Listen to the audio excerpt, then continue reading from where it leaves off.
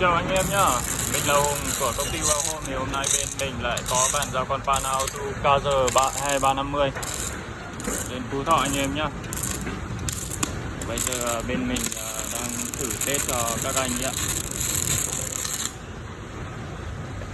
Máy chạy dây 1.2 anh em nhá, đầu cấp rơi 10m, trúng mỏ 5m anh em.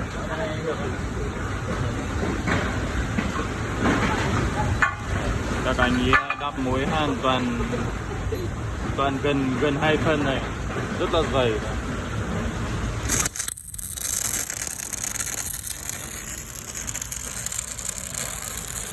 Máy đẹp zin anh em nhá. Anh em có nhu cầu thì để lại số bên em sẽ tư vấn cho anh em nhá.